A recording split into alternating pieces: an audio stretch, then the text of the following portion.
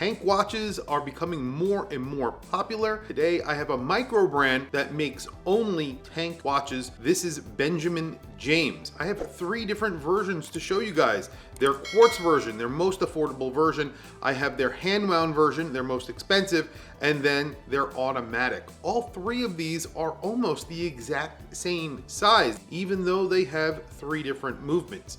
I have some of their stone dials and some of their standard dials to show you guys. So let's flip the camera and take a look at 3 tank watches from Benjamin James. I'm always happy when a Microbrand does something a little bit different, and this is a little bit different. Today we have 3 watches I'm going to show you. I actually have one on my wrist. This is a mother of pearl dial.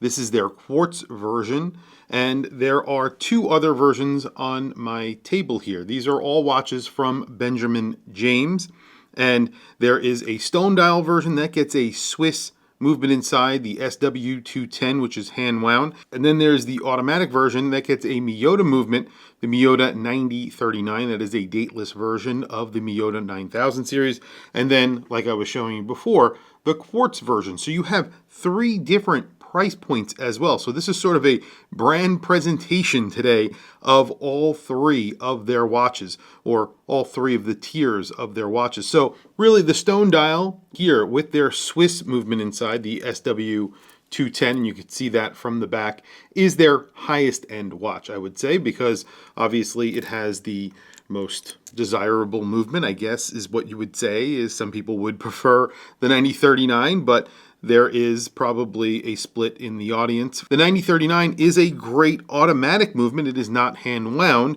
and you do get to see that movement from the back as well. So there you go. These are tank watches. So I think what they've kind of tried to do here is make this a cross between a Seiko tank. I don't want to say Santos, but it's definitely inspired by Cartier a little bit as well. So the tank from Seiko kind of looks a little bit similar to this, but again, this has its own design. I think there's some design elements here that are kind of interesting. Specifically, it's a rectangular case, not really a square case, and you have these little scalloped edges on the rectangle and on the case, and it follows that case line, which looks really good. And then you have these little circles. They're not screws, they're just little circles that are engraved into the bezel. And the bezel is fully polished, so it's polished on the top.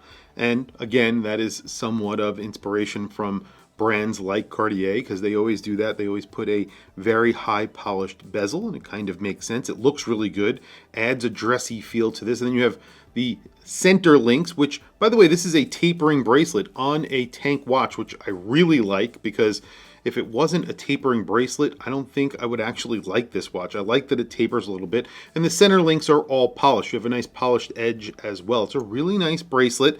It's an I-link bracelet. I think some people would call it an H-link bracelet, but I call it an I-link. And the automatic version is pretty beautiful. This is their salmon dial, and it has a texturing that is engraved into the dial, applied indices, and then you have these dagger hands, and those are loomed. This gets a second hand. Now, the lapis dial, so this is a lapis stone dial. It's blue. There's a lot of detail in this dial. Looks absolutely gorgeous. When you flip it over, you do get to see that movement, like I was saying before, the hand wound Sellita SW210, and there's a little bit of an inscription around the case back. I'll show you a picture and some video of the movements so you can see what I'm talking about.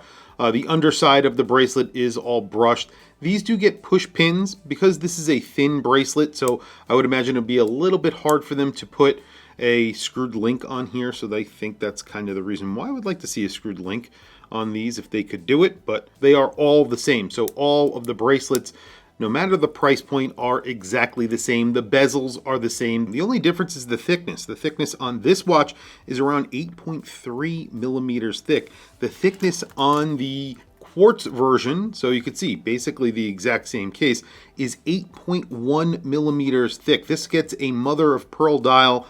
It looks really good. This is a very good looking watch.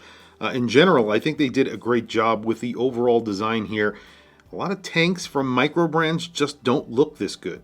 This looks a lot more expensive than it actually is. We'll talk about price in just a few minutes, but it definitely looks more expensive than it actually is, which I always say is a very good thing. You get 50 meters of water resistance. You get a little small crown on here, but I think it's the right size for this case. If it was bigger, it would look a little bit weird. So I think they got that right as well. And the thickness on the automatic isn't all that thick, really.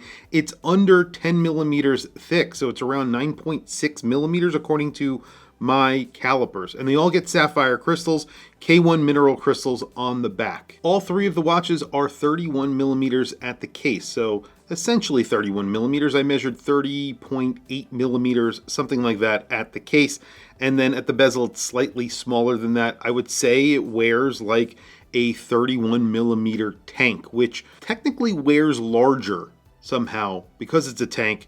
Usually tank watches feel and have better presence on wrist, so it does not wear like a small watch in my opinion, but I will show you all three of these on my wrist. And then the lug to lug is around 40 millimeters or almost 40 millimeters, just under. However, you have male end links on here. That end link is part of the case, so it wears like a 44 millimeter lug to lug, which is not big at all. There is the lapis dial on my 7.5 inch wrist. Like I said, this gets the Sellita SW210, so around 8.3 millimeters thick according to my calipers, and you have a 31 millimeter case.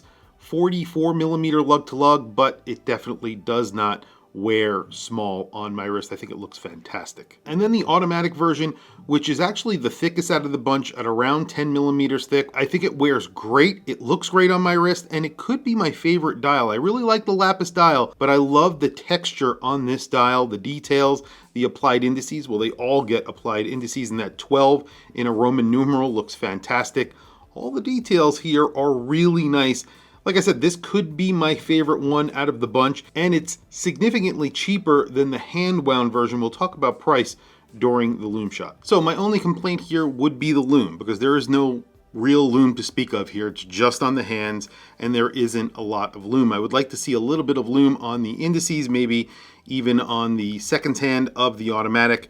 The other two don't get seconds hand, so obviously no lume on there. I get it, it is a dress watch, so they're not putting a ton of lume, but I would love to see a little bit more lume. It would make me happy. Also, 50 meters of water resistance for all three. If they put 100 meters of water resistance and a little bit of lume on here, this becomes a sports watch. That might make these watches thicker, so maybe that is the reason why they don't want to do that. 100 meters of water resistance requires more engineering, so and obviously more gaskets and stuff like that, so it would make it harder. You might have to have a screwed-in crown or things like that. You do get a screwed-in case back. 50 meters of water resistance is great for a dress watch. With that being said, you know, I always like more of water resistance and lube, so that is my personal opinion. These are awesome watches as is. I think they're really good looking dress watches. If you want a tank watch from a Microbrand, they are affordable and very good looking. So I'm going to start on pricing from the cheapest watch on the table. By the way, all three of them have the exact same lume, so it doesn't really matter which is which, but the one in the center is the mother of pearl quartz that is powered by a Ronda quartz movement, which is a Swiss movement. That is $779. Then the step up from that one is the automatic version, which is getting the Miyota 9039. Again, a thin automatic movement made in Japan. That is $860. And then the step up from that is the Sellita SW210, the hand-wound Swiss movement, and that gets a stone dial, and that is $1,323. So the most expensive out of the bunch. Really good looking watches, really nicely made, and I think very well designed. Tell me what you guys think down in the comments below. I want to hear from you guys. Please tell me what you think of these watches and tell me which one you would choose. Anyway, guys, thank you for logging on. Thank you for watching this video. Please don't forget to like, subscribe, hit that bell icon. It is super helpful for the channel, and I very much appreciate it. I will put a link to their website down in the description below. Definitely check it out if you are interested. That's really it, guys. Thank you for logging on. Thank you for watching this video. I will catch you guys in the next video.